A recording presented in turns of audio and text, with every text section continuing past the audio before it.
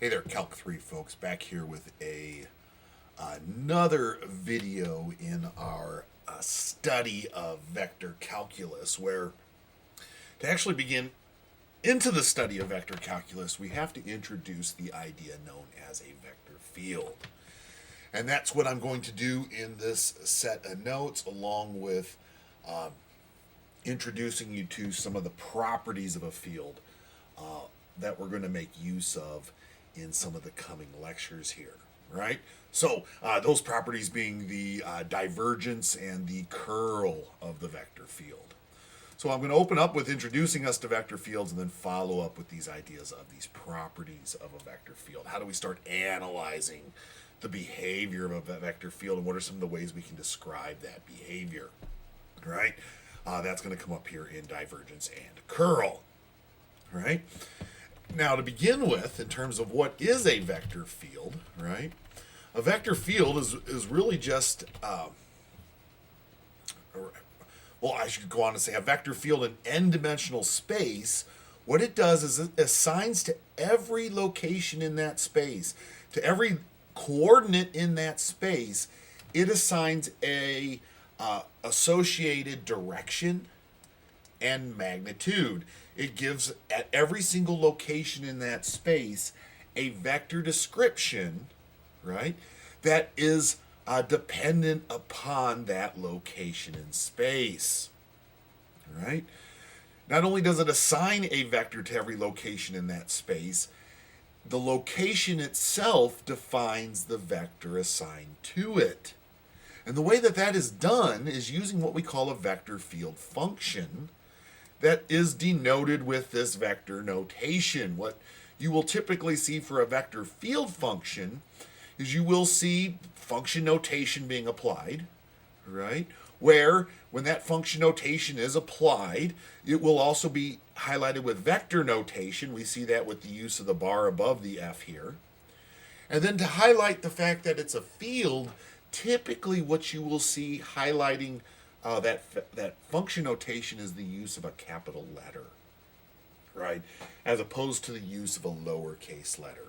We're really used to seeing little f of x representing just a regular old scalar valued function, where now if we're going to see capital F as a vector function, right, the capital F is highlighting the fact that it is a vector function, right? If we go a little further into this, right, I do get specific to two-dimensional space, right? If location is described by the coordinate x comma y here in two-dimensional space, a vector field function is actually going to be given by this notation here, right? We see that vector field notation, F bar, capital F bar, applied with a bit of function notation here that follows, a bit looking a little like a multivariable function, and in fact it is a multivariable function when we move out to beyond one-dimensional space, right? In 2 dimensions and beyond, a vector field function is a multivariable vector-valued function, right? Where the output of that function is a vector, right? What we see here in 2-dimensional space is the output here is this vector, this 2-component vector, this vector that also exists in 2-dimensional space, where the components of the vector, the x component and the y component, are themselves functions of x and y. But as noted here, what you will note is they are what we call scalar valued functions. They are just multivariable functions, as we've studied back in earlier chapters. I believe, what was that, a couple of chapters ago at the start of our semester. Those multivariable functions are now going to become the components of a vector field function. All right? This is what we're going to see described in 2-dimensional space, whereas if we consider a vector field in 3 dimensions, and we will encounter these within our work, right? In 3-dimensional space, right, a vector field function is described as we see here, right? If location is described by the xyz coordinate in 3-dimensional space, a corresponding vector field function will be given by this function here. Again, notice it is the vector field function is a multivariable vector valued function here, right? A multivariable vector function that takes as input the coordinate x, y, z, right? And gives as output a vector. A 3-component vector, right? What we notice is this vector does involve 3 components. The first component being what we call the multivariable function little f in terms of x, y, and z. The second component for the values of corresponding to displacement in the y direction corresponds to the multivariable function little g of x, y, and z. And then the third component, which corresponds to displacement in the z direction, is given by the multivariable function h of x, y, and z, right? With f again describing the x component or that displacement in the x direction, right? We're adding, in a sense, a component to describe displacement to our 2-dimensional description to account for that third dimension of space, right, in these vector field functions. Now, if we look at a particular example, right, here's a rather simple example, right? We might consider the vector field in 2-dimensional space we see here, because it does just involve the values of x and y, right, given by the vector, the 2-dimensional vector y comma negative x, where the x component is assigned to be the description of the y value in the coordinate where this vector is located, and the y component of this vector is described by the opposite of the x value seen in this coordinate where we are considering the vectors to exist, right, or this vector to exist. At each xy coordinate in 2-dimensional space, this vector field assigns a direction described by the vector y comma negative x to that location, where that vector, right, or that at that location, this vector description has a magnitude described by the magnitude of this vector. It is just described by the square root for the sum of the components squared. Squaring y will produce y squared. Squaring negative x will produce x squared, right? Summing those components squared and placing them under the radical will give us the magnitude of the magnitude for the vectors found in this vector field function for each and every vector located at a particular xy coordinate, right? What this does is that every single xy coordinate, there's a specific direction described by the actual direction of the vector with a certain magnitude described by the magnitude of that vector, right? Where in this particular case, we could note the behavior of this vector field, perhaps using a table, right? Values for this vector field can be seen in the following table here, right? In this table, the first column here is made up of just the locations in space, x and y, right? And I've just put in a few representative locations. I think I have 8 of them in here, where what I've noted at each of these locations is the corresponding vector description. And as we've highlighted in this vector field, what this vector description is doing, right, it is taking the y component in the coordinate and making that the x description in the vector field function, and it is taking the opposite of the x coordinate at this location and making it the y component in the vector field function, right? So we see that behavior between these coordinates and these vectors that result at those locations. For instance, at 1, 0, that is located at 0, comma, negative 1. This y value becomes the x value, and the opposite of this x value becomes the y component. Whereas at 1, 1, this y value becomes the x component in the vector field function, and the opposite of this x value becomes the y component in this vector field function. We see that at every single location highlighted here in the table. Now again, this table only shows us a few locations in that field, and there is no way that we can make a table that illustrates every single location's behavior, right? So what we might consider having then is a graph to highlight this behavior, right, with a visual illustration. A visual illustration that still, I will tell you folks, is going to lack thoroughness, right? It isn't necessarily going to illustrate every vector in this field, but will illustrate enough of them to begin seeing some actual behavior, right? If we look at this particular vector field, right, I did map this out in Mathematica, and I will show you how to make one of these in Mathematica here with a quick little demo to follow this lecture, and it isn't that tough to put one of these together. It is a rather quick vector command or a operation to perform in Mathematica that's pretty easy to adapt to. So I'll show you where you can go about producing these in Mathematica. But you can see here in this illustration, all right, certainly what we are doing at every single location in this coordinate space is we are assigning a vector description. A description of direction, which is highlighted by the direction that the arrows point in this field, and a magnitude to that direction, right? And we do see that highlighted by the size of the arrows illustrated in this field, right? I will highlight one thing with respect to this field, though. Note, the directions in the arrows in this field do describe that direction y comma negative x. However, the magnitudes of the vectors in this field have actually been scaled down quite a bit, right? But remain somewhat relative in size to one another, right? In this vector field, as we move away from the origin, the magnitudes do get larger, and that scale of growing larger is maintained as we move away from the origin, as well as this direction is specific to this direction described here.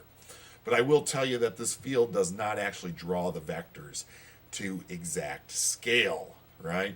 We can certainly see in the field, if I was to look at this location right here, right, given by this vector description right here, this vector here is located at 1, negative 1. Oh, careful, that vector is actually located at 1, 1, right?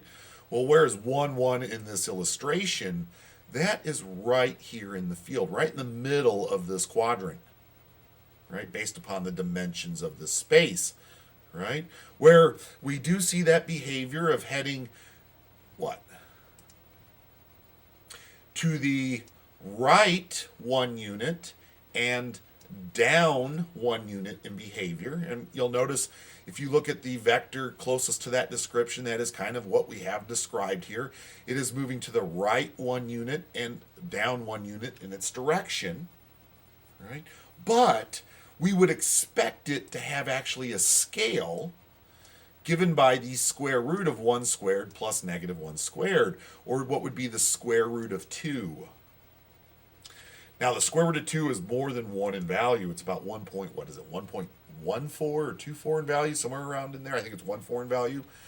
That is not the length of any of these vectors seen here in the illustration. This vector, if it was more than 1 unit in length, it would actually point off the page here, right? So one of the things that this plot does, and Mathematica does, is it does scale the vectors down into the space to give you more of an illustration of how they are actually behaving in the space. And then it also doesn't fill the space with all of the vectors, because if it was to fill the space with all the vectors, you wouldn't really see anything happening in the space. Every one of these arrows would lie on top of each other, right, most likely, depending the description. But yeah, in this illustration, every single arrow would lie on top of every other arrow, and the whole space would just be filled up with arrows, leaving no way to really determine the description of the vector field's behavior. So we do have to leave out, though, much of the vectors that we would see happening in this space, and really just fill it up with enough representative vectors in the space to kind of highlight the behavior. And notice the behavior that we do see highlighted here, folks. What we might say is this field seems to want to rotate, it kind of appears to be a rotational vector field, right? That is rotating in the clockwise direction around the origin, where that degree of rotation does increase in magnitude as we move away from the origin, right? But remains very much in a symmetrical behavior as we move through the quadrants of this field, right? The illustration of the vector field gives us a really good description of what's happening here in this field, right? So do take note here that this is highlighting the vector field here. It is an illustration of the vector field, but it is still a bit incomplete, right? In the sense that we really can never be thorough in illustrating a vector field, as it first of all would be impossible to do. You'd have to have an infinite number of arrows in that field, and just like the table, you can't have an infinite number of discrete observations in a continuous system, right? And be thorough, right? And then also, this vector field does lack some accuracy in the scale or in the actual length of these vectors, right? In what should be their true magnitude, but highlights that change in magnitude behavior by scaling these vectors with respect to each other. Right? Now, that's just the introduction to vector fields here, folks. This is our introduction to what it means to be a vector field. What we want to do is go on now and start to look at this property of divergence and curl of the field. Right? So let's follow up with that, those properties. So if we consider these properties, we present these down below here. Let me scroll back down.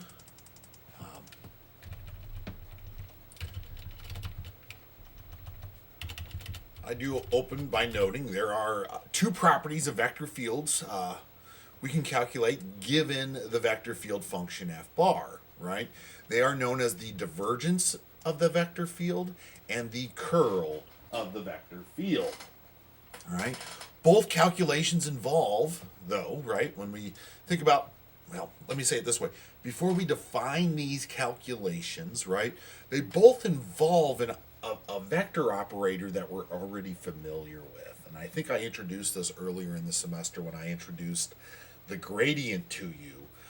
I introduced the vector operator known as the del operator, right? We saw this del operator introduced back in the case of the gradient, right? In order to introduce the calculations involved in the divergence of f and the curl of f, we're going to want to go back and recall a little bit about this del operator. All right, this del operator is going to be involved in these calculations. Now, what the del operator is again, we want to keep in mind it's a vector operator, right? What is an operator? Well, an operator is any operation that we can perform between two quantities here, right? Or perform on a quantity, right? It's something we can do to something else. We can perform an operation on it in mathematics in a sense, right? And here the del operator is an operation, right, that is in the form of a vector. That's why it's known as a vector operator. It's a vector operation. It's an operation that is performed on with a vector, right? Where the del operator in two-dimensional space, we can see here, is just a vector made up of the partials for the components defined by that vector, right? In two-dimensional space, the vector defines behavior at x and y, and you have your x component and you have your y component for any vector description in that space. And the x component in the del operator is the operation known as finding the partial with respect to x. Whereas the component seen here in the y component of the del operator is asking us to find the partial with respect to y, the partial derivatives, the first partials here, right? With respect to the component x and with respect to the component y. Right? In three-dimensional space, for the location x, y, z, right, we just add a third component, where that third component for the z component applies the operation known as finding the partial with respect to z to a quantity. Right? And we've seen this operator applied that way on a scalar valued function. Right? As we had noted, the del operator was encountered in the calculation of the gradient of f. Right? And remember what the gradient of f looked like? We denoted that as it was actually that symbol is known as nabla, right? The del operator times f. Right? And what is highlighting here a scalar product, right? The scalar product of this del operator with function f here, right? Where recall for z equal to f of x comma y, the gradient of f was given by this here, right? This del operator in a scalar multiplication with function f. This in two-dimensional space, the del operator given by this operator above in a scalar product with function f of x comma y. Where what's going to happen here is f of x comma y is going to distribute itself to both these components in the vector, right? Through vector scalar multiplication. When it applies itself to this first component, or it distributes itself to the first component, you are then left with the partial with respect to x for function f of x comma y. And when it distributes itself to the second component, you are left with a component of the partial with respect to y for the multivariable function f of x comma y, right? This is a scalar product of function f with this vector operator known as the del operator here, folks. And what it does result in is what we understood to be our gradient calculation. It was this vector, right, where the components of the vector really just describe the partial of f with respect to x for the x component and the partial of f with respect to y for the y component. Right?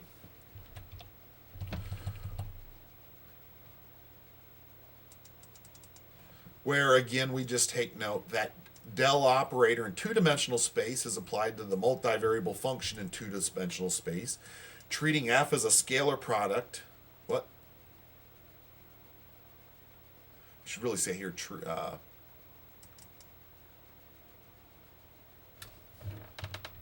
maybe saying applying f as a scalar product of the gradient, right, or of the del operator. Note the gradient, when we actually calculate the gradient, when we calculate this value seen here, right, that is a vector field function, right? We have been looking at vector fields before. We just haven't formally defined them as vector fields. That gradient that we calculate for a scalar valued function is itself a vector field description. It is a field of gradient vectors, or it is what we call the gradient field, when just considered for arbitrary values of x and y. All right? Now, what we're going to do with this del operator that we're familiar with is we are going to use it, right, to calculate the divergence and curl of f bar. And how that is done is defined as follows.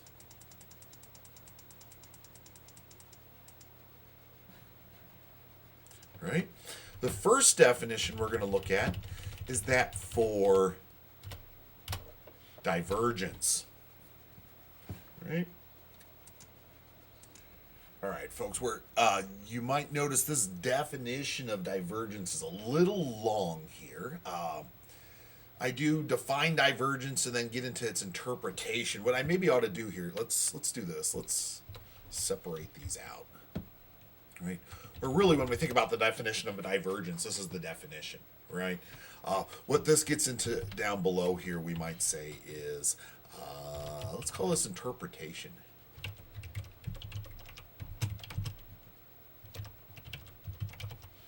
Right? Let's call this the interpretation of divergence. Right? When we think about divergence of a vector field, there is its calculation, but then there is some, well, what does this calculation mean? As we talk about this, this is a property of a field, and it describes the behavior of the field. It is a way of going about and beginning to describe the behavior of the field. As we notice back in our illustration of a field, right, there is certainly going to be at times some very unique behavior. Here we see a rotational aspect to this field. What does that mean? Right? And how do we go about talking about the rotational aspect of this field? Right? You might think, well, that sounds a little like the field's curl, right? And yeah, that's what we're going to get into, is a description of the field's curl here. Whereas also what's going on in this field is what we call some divergence, right? What do we mean by divergence? Well, down below here, what we mean by divergence, right, is a field's tendency to spread out from a given point, right? When we consider looking at a field and placing ourselves at a particular point in that field, right, some of the field might be moving into the direction of that coordinate, that point, and some of the field might be moving away from that point, we might say. Right? If we were to put ourselves right here at this location in this field, we would note some of the field is approaching that point, and some of the field might be considered leaving that point. Well, how much is approaching versus how much is leaving is describing what we call the divergence of the field. And we say that is describing what is the field's tendency to spread out from a given point, right? What is the likelihood that we have more of the field moving away from this location than moving into this location, right? That is kind of what we're describing with respect to divergence, right? And it's given by the calculation of the del operator with the vector field. Right? I should really say here the del operator in a dot product with the vector field. What you will notice is the del operator is itself a vector. The vector field is itself a vector, both of similar dimension, right? Where, as with the gradient calculation, we're just going to multiply these values, these vector values. Not scalar multiplication, like we saw back in the calculation of the divergence, or not divergence, the gradient, but what we're going to do here is what we call a dot product calculation for vectors. Again, here is some more application of dot product, folks, right? It can be used to calculate what we call this divergence, this tendency for a vector field to want to spread out from a given point, right? Where we will get into that dot product calculation in just a moment, but let's go a little further into that interpretation. As I said, it's kind of this tendency to spread out. But what you are going to get here, if we're calculating a dot product, that is going to give you a scalar valued output. Remember, dot products produce scalar values, right? They are a vector product that results in a scalar value, right? Where if you calculate the dot product of the del operator with the vector field and it equals 0 at some location in the vector field, then we say there is no tendency for the field to spread out from the location, right? From this location, right? The field's tendency to move towards that location and the field's tendency to move away from that location, right, are balanced in a sense. Right? Whereas, if you were to calculate the divergence for the vector field and it was greater than 0, right, at some point in the field, right, the larger this value, the more tendency for the field to spread out from this location. Meaning, more of the field would be leaving this location than actually approaching it, right? Giving this indication that we are, in a sense, spreading away from this location more than we are converging upon it, right? Whereas if you calculate the divergence, and that divergence for the vector field is a scalar value that is less than 0, right? The smaller this value, the more tendency for the field to converge on this, I really should say here, location in the field, right? When the divergence of the field is, yes, meaning that if we go back to here, right, for that divergence being less than 0, right, the smaller that number, the more likely the field, or more of the field in a sense, is being pushed towards our location than what is actually being pushed away from our location, right? In a sense, it's the tendency of the field to want to converge on this location versus what we have understood as being diverging, right? If we get negative divergence, well, that's describing convergence in a sense, right? When the divergence of f is greater than 0 at a point in the field, we say that that field must have a source at that location.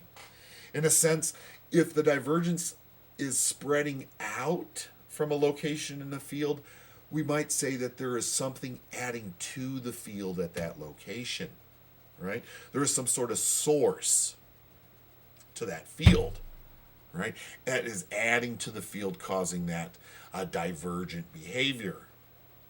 Whereas if we calculate the divergence of f at some point, right, some vector field at some point, and it's negative, where we have this case for convergence, right, what we often think of as being at that location in the field, there must be something like a sink, right? There must be something in that field that is taking away from the field, right, or what we would refer to as a sink. Right? We have a source or a sink happening at locations in the field where the divergence is not equal to 0. When the divergence does equal 0, I should really say at a location in the field, we say the field is source free at this location, right? So when it equals 0 and we don't have a sink or a source, we say that it's source free. We use that term source free, right? We can also say sink free, but I think the source free is the more common nomenclature there, right? So we call that being source free at that location, right? If we think about a field in a sense, right? A field, in a sense, being maybe describing the flow of some fluid, right? If you're at some location in that field and the field has more of a tendency to move away from that location than actually comes towards that location, we might think of that field having the inclusion of some sort of maybe what we would say is like a faucet or an intake pipe or an inlet pipe where we have something contributing to that source of the fluid there that's causing the divergent behavior at that location.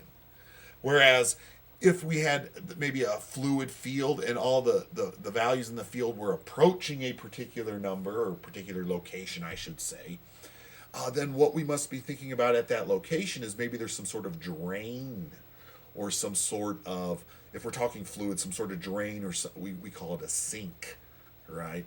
There must be something there that is draining away the field, right, at that location. And when we don't have a faucet or an inlet pipe and we don't have a sink or a drain, we just say that the field must be source free at that location, right?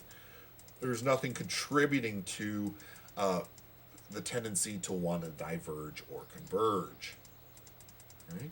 So that's a little bit on interpretation of these values, right? a little bit more than a little bit there, but that gives you, I think, a good interpretation. Now, how we actually calculate them, we can break this down to formulas. Right? For a vector field, right, contained in two-dimensional space, the divergence of f bar is given by this. Right? It is the dot product of the del operator with the vector field. It is the del operator dotted with the vector field, where in a dot product we understand it is the first component of the first vector times the first component of the second. Right? This result here times the first component of the, or second component of the first vector times the second component of the second. Right? This result here, which produces what we think of as this dot product calculation. It produces this, what we might say is the sum of partial calculations for our vector given by f bar. Right? This is simplified sometimes generically into the statement: the divergence of f bar in two-dimensional space is just the partial of f with respect to x added to the partial of g with respect to y, where f and g are just these scalar valued functions making up the components of our vector field function big F, or capital F, of x comma y. All right? And similarly, in three-dimensional space, we would just add a component for that third dimension. All right?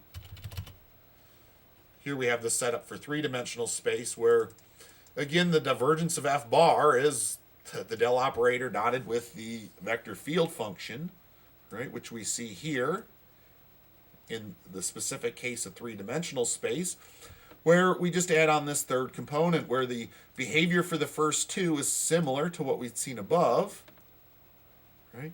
But now we add on this third term, which comes from the product of the partial with respect to z with the third component of our vector field function f bar, this function little h of x comma y comma z. And in general, this is the result of that calculation.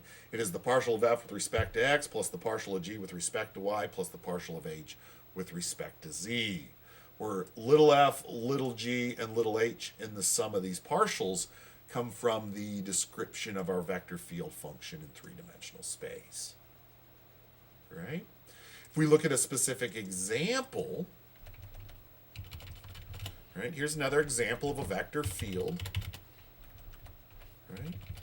We might consider the vector field described by f bar equal to 5x plus 2y, comma, 3x minus y. In this case, the divergence of f bar is just given by the dot product of the del operator with the components of this vector field. It is the partial of f with respect to x, which is just 5 in value, folks. Right? It is just the partial of this value f with respect to x, which is just 5 in value, added to, I should say, the partial with respect to y for the second component of this field, 3x minus y. And with respect to y, the partial of 3x minus y is just minus 1. So 5 minus 1 results in 4 in value. That is the measurement for the divergence of the field. Now, what you do notice is this describes the divergence at every single xy coordinate. And what it is constant. It is constantly the value of 4. That means at every single location in this field, there is a constant divergence from every location.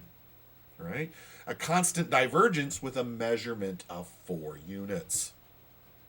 Right? Here's the illustration of that field. Right? Note the illustration of this field here just in quadrant 1 of two-dimensional space. In this field, I just went ahead and put down this point, but we could move this point to any location in the field, and what we would see is that we would have a constant description of the behavior at that location. And what this divergence of 4 is telling me is that the field has a tendency to want to move away more than it wants to move towards this location. And if we look at the behavior of the vectors around this location, right, If we were at this location and we were wanting to move away from this location, well, the vectors would certainly illustrate we would be moving in this direction here, up and to the right, right? Where you'll notice the size of those vectors, right? Compared to if we wanted to think about what direction would we have to be coming from if we were moving towards this point, the vectors in the field would illustrate that direction being over here from the location that would be down and to the left, from maybe what we would call the southwest, right? And as we move, in a sense, as this field sort of pushes us through this point, we might say we're moving from a bit of the southwest up to the northeast, where what you will notice is not as much of the field here, due to the size of these vectors, is pushing towards this point when compared to how much of the field there is pushing away from this location. And that behavior is constant no matter where we happen to include ourselves at in this field. Now, certainly the amount pushing away and the amount pushing towards at different locations will be different, but in relationship to each other, that behavior is constant. It's constantly measured at 4. Whereas if we saw another field with a constant divergence and that divergence was larger, there would be more tendency to push away than to push towards when compared to this field. All right? And what must be happening at this location? Well, there must be a source here. There must be something adding to the field to cause it to move away. And how much is adding to the field must be the same at every single location in this field. At every single location, we have a little bit of a source, right? Where that source is adding to the field in a very constant manner, right? So again, that is this measurement of divergence. We could look at another case.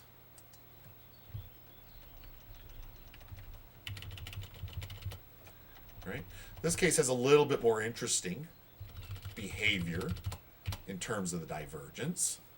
Right? If we consider the divergence here, again, applying the del operator to this function, it'll just be the partial of f with respect to x, which is this partial here, which is just the value of 1, and it'll be the part added to the partial of y with respect to y, or the partial of g with respect to y, right? This negative y squared with respect to y. And that will be just negative 2y in value, right? So the divergence is described actually by this functional behavior, this multivariable function we denote this way in two-dimensional space, right? And notice that multivariable function just depends on where we're at with respect to y. Our location with respect to x has no effect on the divergence. The divergence of this field is only dependent upon the value of y in this illustration. If we want to interpret this divergence, right, we're going to have to interpret this behavior of y relative to our understanding of divergence, right? We note for this value of divergence given by 1 minus 2y, it can be seen the field's tendency to diverge or converge really just depends upon y's value, right? Note the divergence, 1 minus 2y, is greater than 0, which actually highlights source location, right? When the values of y are less than 1/2 in value. If our location in the field is such that the y value in the location is less than 1/2, we will have divergence happening at those locations. At those locations, we would expect to see sources in the field, right? Whereas, similarly, we could show that when y is greater than 1/2, we're going to have sinks in the field, right? The divergence for our function f is going to be less than 0. And all this is coming about by solving this inequality for the cases of greater than 0 or less than 0. And likewise, we can set it equal to 0 and determine that when y equals 1/2, the divergence of that field would be equal to 0, right? Indicating, right, all indicating at y equal to 1/2 and f bar, right, in this field, the field transitions between the tendency to diverge or converge at a point. At y equal to 1/2, the field is what we think of as being source-free. Right? And note the highlighted illustration of this vector field. If we were to actually illustrate this vector field given above, right? And note this key location where y equals 1/2 and where we're greater than 1/2 and less than 1/2, this interpretation built above, this is what we might illustrate as our vector field here in just quadrant 1. Right? I went ahead and zoomed into quadrant 1 to make our illustration a little easier to interpret. And as you can see here in this field where y equals the value of 1/2 right along this dotted line at each and every one of those locations along that dotted line, if we consider the approach and the what we might say is the path of this field through those locations, the amount of the field that appears to be approaching this line and moving away from this line appears balanced at the line, right? We notice the size of the vectors approaching and leaving the line at these relative locations, right, all appear to be about the same in size. Right? Because right along this line, the field is said to be source-free, right? Right at y equals 1/2, the field is said to be source-free. Whereas we said if y is less than 1/2 down here, these are all the locations where we would expect to see a source in the field. This is where our divergence is greater than 0 down here. Right? The field down here has more of a tendency to move away from locations than to move towards locations. So I did put this one location in here to kind of highlight a point in this space. And if we just spend a moment thinking about how the field passes through this point, right? The field moves away from this point in this direction, described by these vectors here to the right, and it moves towards this location described by these vectors here to the left, where if we're passing through the point, you will notice these vectors approaching this point are shorter in size, have less magnitude than these vectors that are diverging away from this point. So at this point, the field has more of a tendency to move away from this location than it does to have approaching it. And there must be something in the field here that is a source to the field. And that is true everywhere in this field. And if I want to, and it does vary within the field, it depends upon where we are at with respect to y. Right? If we were at y equal to 0, right? If we were at y equal to 0 in this field, well, plugging 0 into this equation would tell us we have a divergence of 1. Right? And as we move, right, to values of y greater than 0 and less than 1/2, certainly that divergence decreases from 1 down to the value of 0. Right? Seen at every one of these locations. A little less of the field is moving towards it than is moving, well, I should say here, less of the field is moving away than, let's say here, the amount that's moving towards and away becomes more balanced as we move towards this line where y equals 1/2.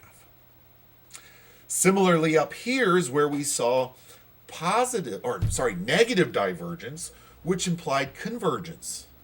And notice at this location right here, more of the field appears to be approaching that location than moving away. There's more of a tendency to move towards this point.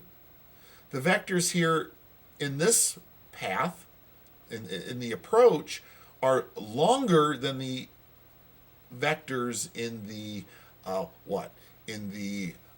motion away from this point, right? We have more of the field has a tendency to move towards this point in a sense than it is moving away or diverging away from this point. So what we have going on here must be a convergent behavior.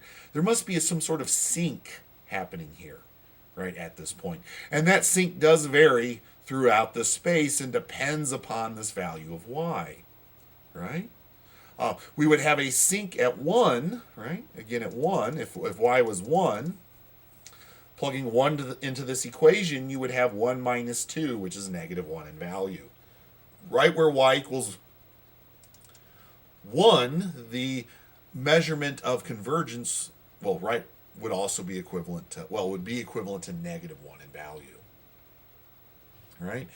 The description of convergence in this region or the description of divergence in this region of the vector field would depend upon y and would be described by 1 minus 2y. Right?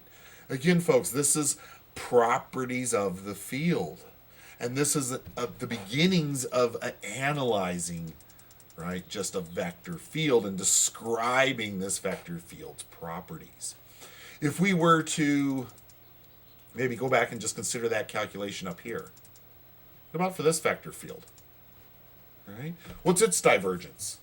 Right? If we were to calculate the divergence of this vector field, we take the partial of that with respect to x, which is 0, and add that to the partial of the second component with respect to y, which is also 0 here.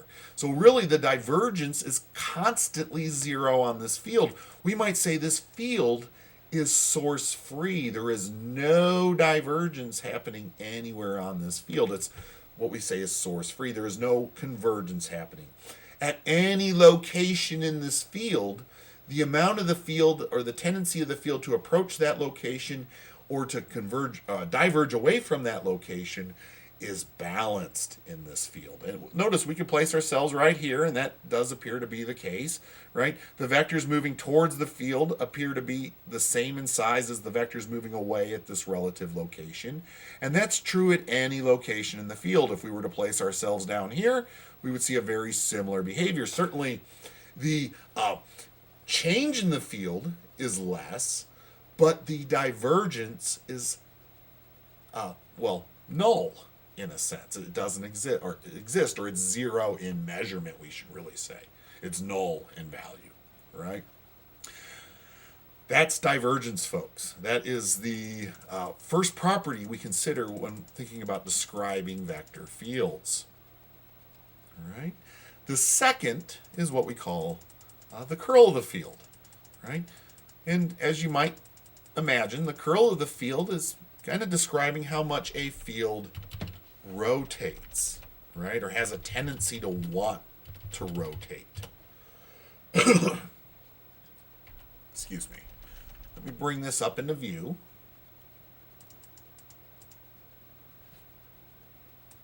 Now you'll notice the first note I bring up here, I hope helps to make some connection between operations here, folks. As we've seen, the divergence of a vector field involves the dot product of the del operator with the vector field. Whereas with the case of the curl, right, of the vector field, it will involve the cross product of these vectors, right? You are going to actually calculate the vector product known as the cross product of the del operator with the field function. And notice what we have going on here. We have the first few illustrations of this vector operation or this vector operator being applied in different scenarios, right? This vector operator given by the del operator, you can apply it to a scalar valued function. That gives you gradient, right? You can apply it to a scalar valued function in a scalar product, right? When you move to a vector field, you can apply this del operator to a vector field function in the form of a dot product, which gives you this measurement of divergence of the field. And then likewise here, you can apply it to a vector field function in the form of a cross product and produce what we call the curl of the field. And that's seen here in this definition. Right? And again, this definition is a little long. Can I shorten it? Yeah, maybe we'll do the interpretation here.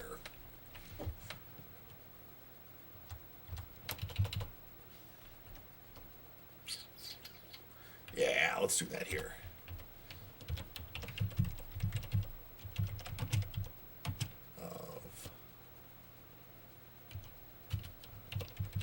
Let's just do interpretation of curl. All right. Let's look at the interpretation of the curl down here. To begin with, as we've highlighted above, it is going to just be the cross product, right? We see that in the calculation here, the way of calculating it, right? It is denoted as we've seen in Divergence, just the curl of f bar, right?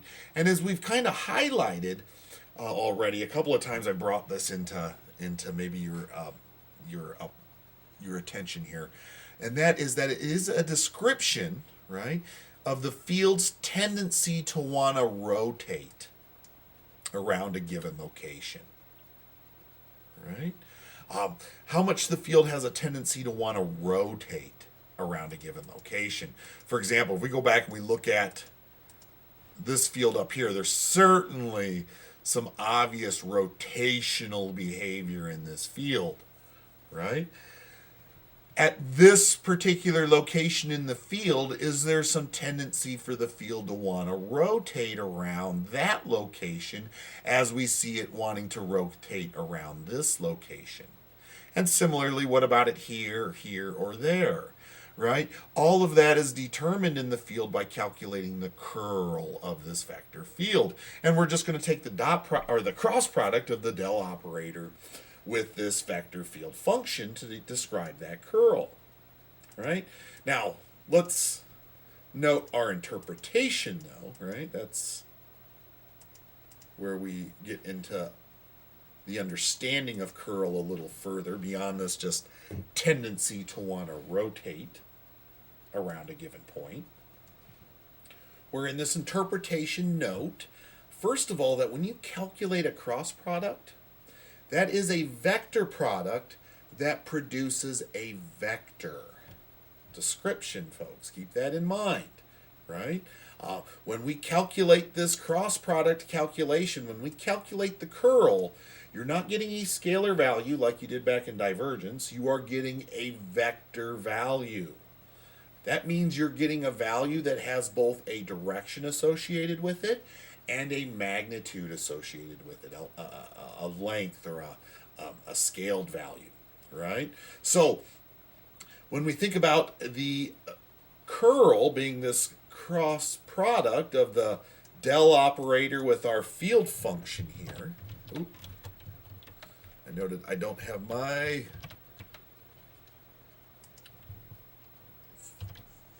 vector notation. Right? Let's put our vector notation on there for vector fields, right? That we are going to get a description of both direction and magnitude, right? Where I do point out in the result of this curl, right? Comma in there. Not there either. I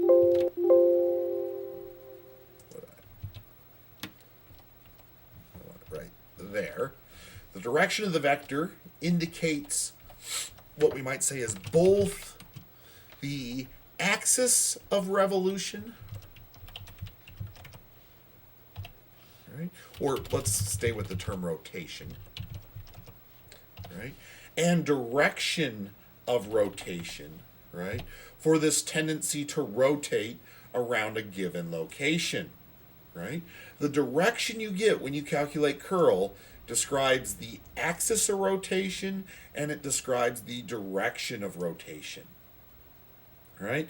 In terms of direction, that direction is indicated by what we call the right-handed rule of rotation. Right?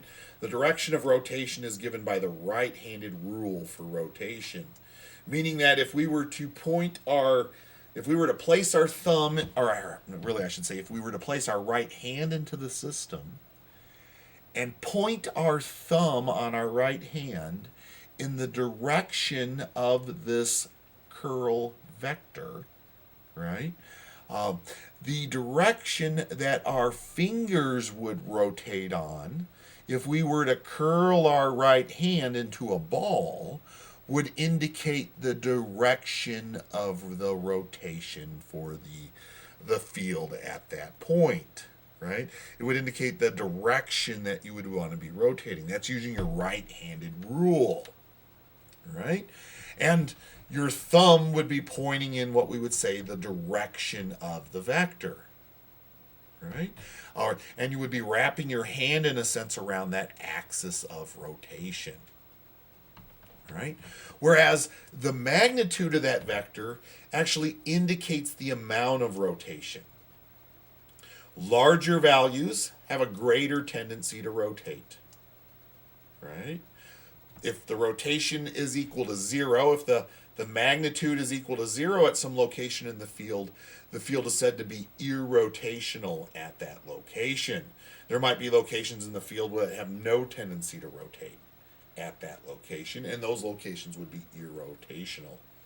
Otherwise, you might have in two-dimensional space rotations that happen counterclockwise or clockwise, right?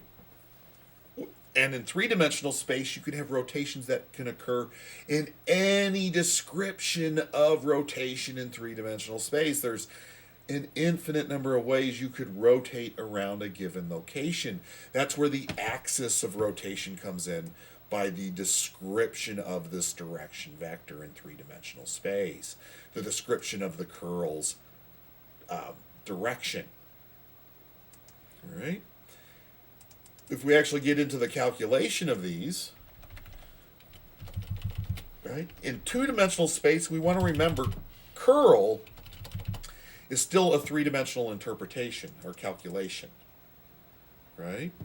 It is a description of a vector in three-dimensional space where that vector happens orthogonal to the plane that the other two vectors exist in, which is going to be our two-dimensional space, right? If we think about the del operator and the vector field in two-dimensional space, the direction orthogonal to this space is going to be in the z direction. So the curl will actually be a measurement that happens in the z direction, right? And if we recall in the calculation of curl in two-dimensional space, it is the cross product of the three-dimensional interpretation of the del operator, which is the partial with respect to x, the partial with respect to y, and 0 in the z location, crossed with the three-dimensional interpretation of our field vector, right, with also a 0 in the third component for the z component, that third direction of space. And when we cross, the first two cross products in the calculation will produce 0 in both the x component and the y component of the curl calculation. But the z component will come from crossing the partial with respect to x with g in f, and subtracting from that the partial of little f with respect to y, right, in f, right? Where when you cross that, right, it is the difference of those two partials. It is the partial with respect to g minus the partial of f with respect to y. And that will make up the third component in this interpretation. Now, this is a direction that occurs strictly in the third dimension, up into the z-axis or down the z-axis. And that is where we get that interpretation that it can be either clockwise or counterclockwise when we consider that right-handed rule, because our thumb will always point perpendicular to the xy plane there. So that rotation will happen either clockwise or counterclockwise in two-dimensional space. Whereas in three dimensions, this does get a bit more complex.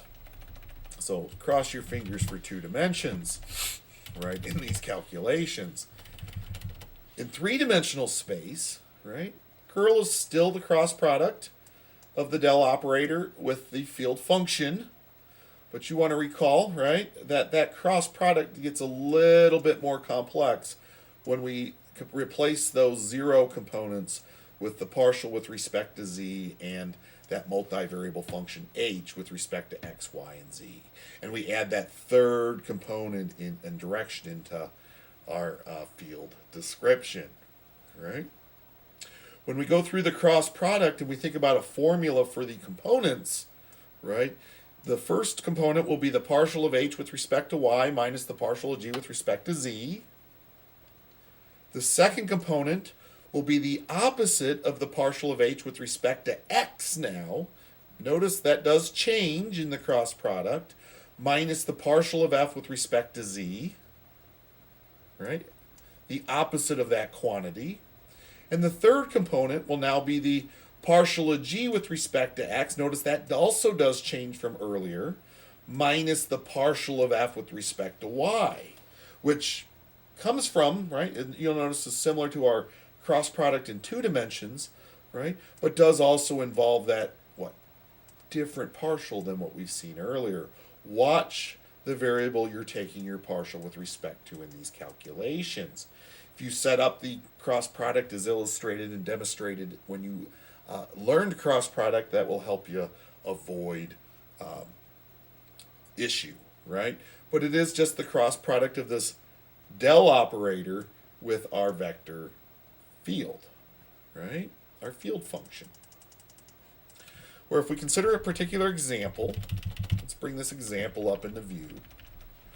Look, we have 2 dimensions here to make the interpretation a little easier. And gosh, could you imagine a 3-dimensional field and then on top of that trying to illustrate curl?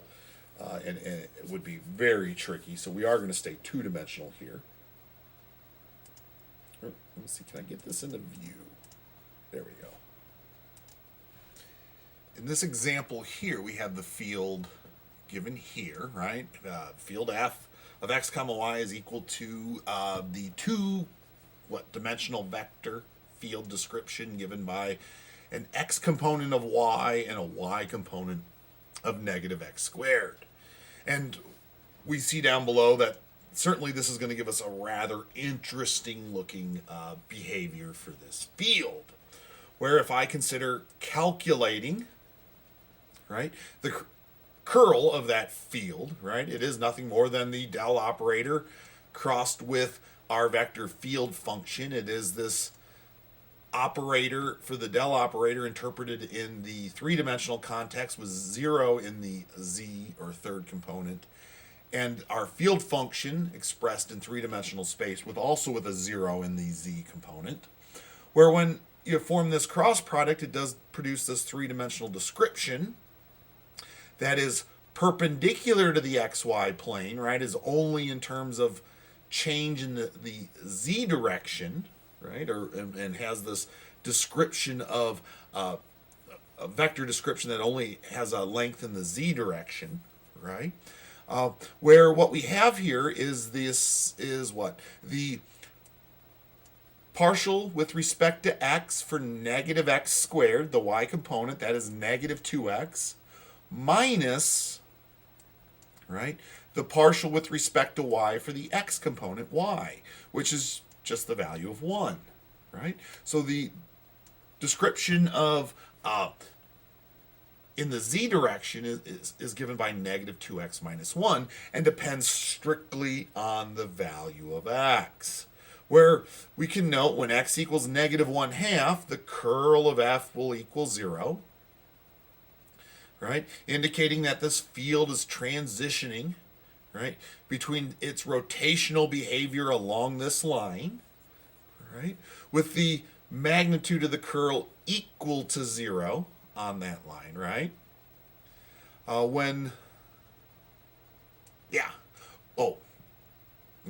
Where am I? Equal to 0. Okay. And then with the curl being greater than 0, right, where we actually see this magnitude greater than 0 is when x is less than negative 1/2, right? And when this magnitude for the curl is what?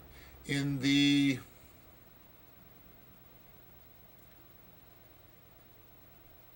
let's see here. How do I want to describe this? Do I have this right? Let me think about this for just 1 second. All right, folks, you'll notice here I fixed this. Let me go back over this. Certainly we have our interpretation of curl given above, right? But what we have to break down in this interpretation, not only in this direction, especially here in two-dimensional space, but well, is both this direction, right, and this magnitude, right? Where in terms of direction, right, we have to look at the sign of this statement down here, right? So in interpretation, I am going to really break down this value seen here, the third component in the calculation, right, to help me identify this direction, right? That's going to help me identify, I know what my axis of rotation is going to be at, right? That's going to be off into the direction of z, but I want to know the direction of rotation, where I'm going to have to interpret the sign of this value seen down here. So I did make those changes in my notes for this particular example, right? Indicating, right, if we just examine this value here for direction, right, that value there, note indicating that this equal to this. Yeah, where note when x equals -1/2 in value, right, that value seen on the left-hand side for the z component of the curls vector is equal to 0, indicating the field transitions between its rotational behavior along this line, right, along this line in two-dimensional space where x equals -1/2, right, with the value found for the z component being greater than 0, or in a sense moving in the direction above the xy plane, if we thought about this laying flat in front of us, being greater than 0 when x is less than -1/2, and with that quantity given by the z component being negative in value, less than 0, meaning that if this xy plane was laying flat in front of us, that would be going down in right below the plane in that direction when x is greater than -1/2, right? Illustrating, with the following field illustrating this behavior, right? If we first of all take note here at this location in the field is where x is equal to -1/2 in value, and at that location, at all those locations in the field where x equals -1/2 in value, the field is irrotational at those locations, meaning there is no tendency for the field to want to rotate around any of these locations. If you thought of placing, in a sense, a paddle wheel, right? A paddle wheel whose axis of rotation fell at one of these locations down in two-dimensional space, and thought about how that paddle wheel, or how we might say if this was in a sense a fluid flowing through the space, how would that fluid cause that paddle wheel to rotate? Would it cause it to rotate clockwise or counterclockwise? At this location where x equals -1/2 in this space, at any one of these locations here along this dotted line, we would expect no rotation on that paddle wheel. That paddle wheel would just sit there with no rotation happening whatsoever. The force occurring on what we might call the paddles above that rotation axis would be similar to the rotation, the force seen on the paddles given at the bottom of that axis, right? Both paddles, right, the top paddle and the bottom paddle of that paddle wheel would be pressed on the same by the fluid, not causing any rotation whatsoever.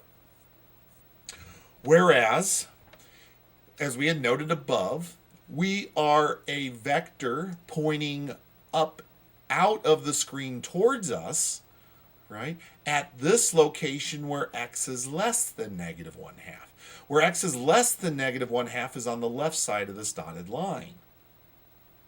And where we would see, right, a location in this space, we would expect a axis of rotation to be coming off of the screen, right, where I have my arrow pointed towards us in space. That would be our axis of revolution running straight up the z-axis. Where if I think about putting my right hand around that axis of revolution, pointing my thumb in the direction of that revolution, in the direction of that axis of revolution, my thumb would be pointing right at me out of the screen.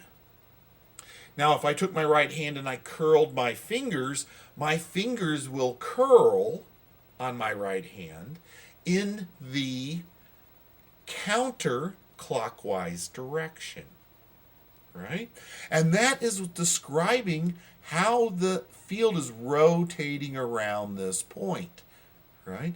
The field has a tendency to want to rotate around this point, or causes, in a sense, a curl at this point that happens in the, what we would say, counterclockwise direction, right?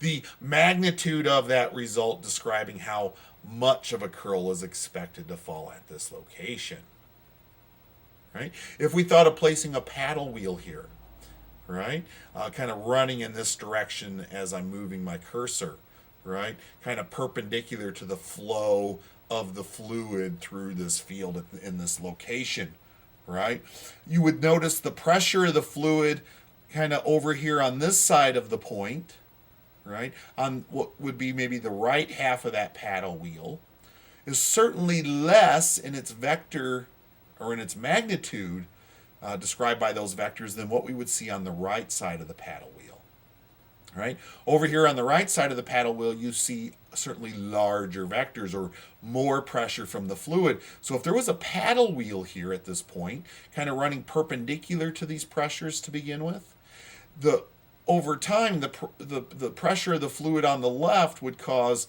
the paddle wheel to start to spin in the counterclockwise direction. Whereas if I was over here to the right of where x is equal to -1/2, where x is greater than 1/2, we would expect an opposite behavior. If I put a paddle wheel here and I thought about it, the flow of the fluid across that wheel, you can see these vectors to the right of that location are certainly larger than they are to the left. So the paddle wheel would have more of a tendency to rotate in the clockwise direction over here in this location. And that would be true at any location where x is greater than -1/2. And this counterclockwise behavior would be true anywhere where this x would be less than -1/2 in value. Right here at where x equals -1/2, all of the paddle wheels would sit there motionless, not rotating at all. To the right here, that clockwise direction would be made up by a right-handed rule where you would almost have to twist your hand around so that your thumb would point through the screen, right, and be pointing out of the back of your screen, right? The way your fingers would curl then on your right hand would be in the clockwise direction with this field, all right? So that is interpretation of curl, folks, and I do get into that interpretation down below here, all right? Notice where x equals -1/2, the field has no tendency to rotate at these locations, right? Where x is greater than -1/2, the field has a tendency to rotate in the clockwise direction. That's over here.